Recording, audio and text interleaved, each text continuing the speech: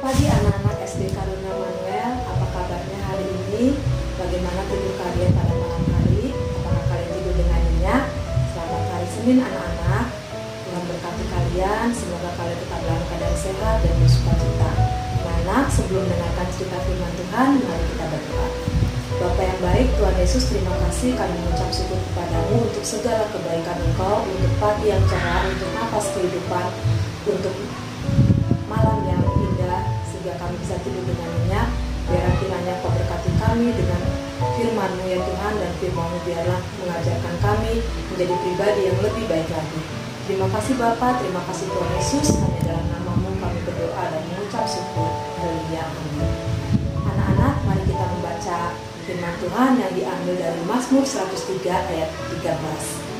Seperti Bapa yang sayang kepada anak-anaknya, demikian juga Tuhan sayang kepada orang-orang yang takut akan Dia. Mari kita baca kembali Mazmur 103 ayat 13. Seperti Bapa sayang kepada anak-anaknya, demikian Tuhan sayang kepada orang-orang yang takut akan Dia. Anak-anak, tahukah kalian kita punya Allah yang sangat baik, Allah yang mengasihi kita, Allah yang mengampuni dosa-dosa kita jika kita bertobat dan mengakui segala dosa-dosa kita.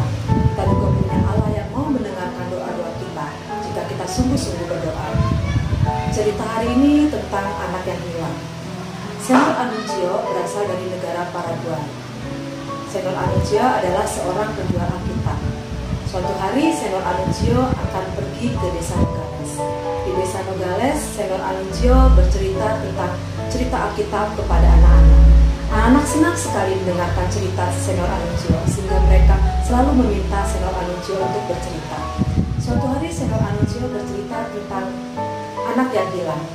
Senor Anunccio tidak sadar bahwa selain anak-anak, ada seorang bapak juga yang mendengarkan cerita tentang anak yang hilang. Lalu bapak tersebut bercerita kepada Senor Anunccio bahwa dia juga kehilangan anaknya pada saat panen tebu. Anaknya bernama Jos.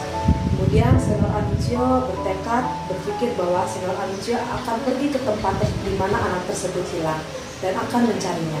Keesokan harinya Senor Anunccio berangkat ke kota tersebut, dan sesampai di kota tersebut Senor Anunccio bertanya kepada orang-orang tentang Jos. Ada beberapa orang yang berkata bahwa mereka dulu pernah melihat Jos, tapi sekarang Jos telah bergabung dengan kelompok topi jahat. Kemudian Senor Anunccio pergi ke tempat di mana gerombolan penjahat itu berkumpul. Senor Anunccio bercerita tentang anak yang hilang. Lalu Senor Anunccio berangkat lagi ke gerombolan lain dan lalu bercerita tentang anak yang hilang. Sampai suatu saat Senor Anunccio membaca sebuah tulisan di kamar kecil yang berbunyi demikian. Naiklah dan masuklah ke tempatku. Kemudian Senor Anunccio melakukan apa yang ditulis. Senor Anunccio naik, kemudian masuk ke suatu tempat di mana terdapat seorang pemuda.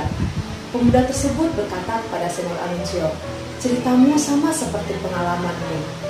Aku adalah seorang anak yang meninggalkan ayah.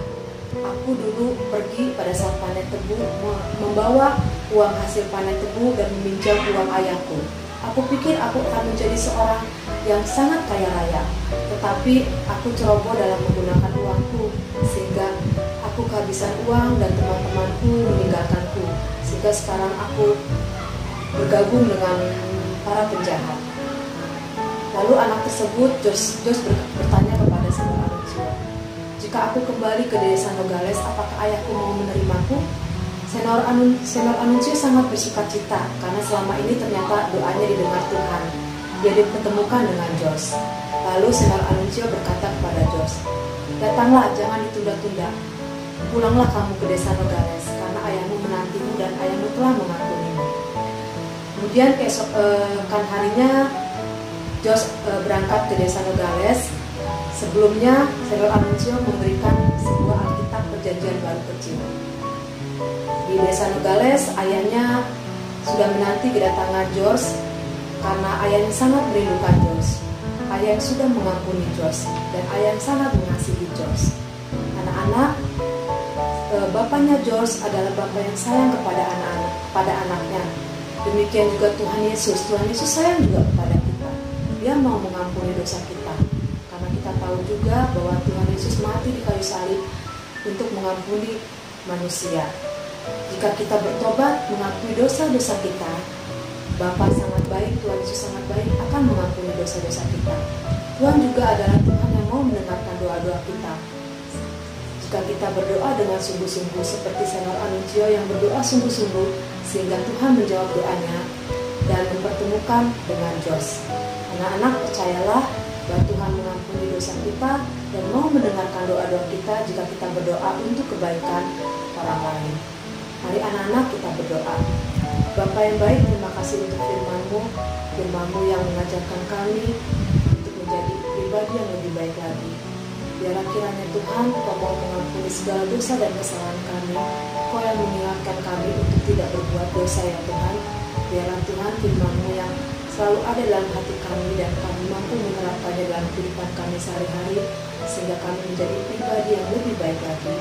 Tuhan berkati juga kami yang saat ini masih melaksanakan penilaian akhir semester. Tolonglah agar kami mendapatkan nilai yang terbaik, agar kami dapat mengerjakan soal-soal ujian dengan jujur ya Tuhan. Berkati juga anak kelas 6 yang menanti kelulusannya Tuhan agar mereka bisa lulus dengan nilai yang terbaik dan mendapatkan sekolah SMP yang terbaik sesuai dengan kehendak-Mu. Terima kasih Bapa yang baik, terima kasih Tuhan Yesus. Hanya dalam nama-Mu kami berdoa dan mengucap syukur. Amin.